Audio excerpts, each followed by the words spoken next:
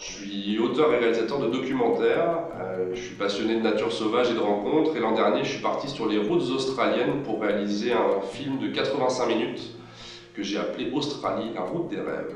En tournage, je pars avec un réflexe Nikon plein format avec lequel je tourne beaucoup. J'emmène aussi avec moi systématiquement un petit Coolpix AW120, soit pour tourner de manière discrète dans des endroits où j'ai pas le droit de tourner.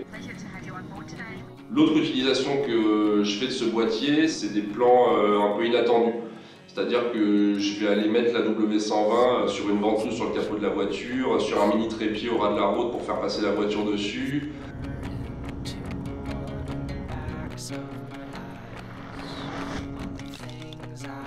C'est un appareil qui fait des vraies séquences sous-marines exploitables à la télévision en prime time. La preuve, j'ai tourné énormément de plans avec lors de mon voyage en Australie. On ne pourrait pas se douter qu'un boîtier si petit fasse une image d'une qualité pareille en image sous-marine.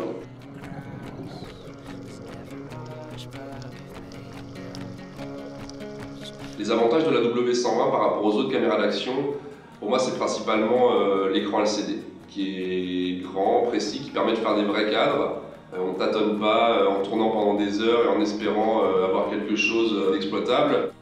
Le deuxième avantage, c'est le zoom optique, qui est un équivalent de 24-120, qui permet de faire et du très large et du plus serré. Il y a un stabilisateur optique qui permet de prendre l'appareil à la main, de suivre un personnage, de faire des travelling en voiture. Il y a un pas de vis classique qui permet de le monter sur des accessoires standards.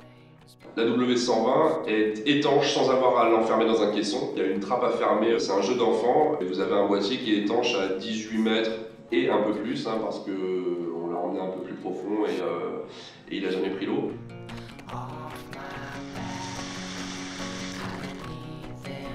Même les bons plongeurs qui ont envie de tester un peu leurs limites et de descendre plus profond que 18 mètres, ils vont pouvoir le faire avec la W130. Le fait d'avoir rajouté cette fonction sur un petit boîtier comme la W130, je trouve que ça démocratise le time-lapse.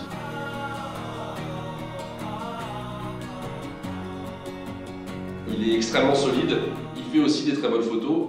Et du coup, pour moi, c'est un indispensable que j'ai toujours sur moi et dont j'aurais beaucoup de mal à me passer.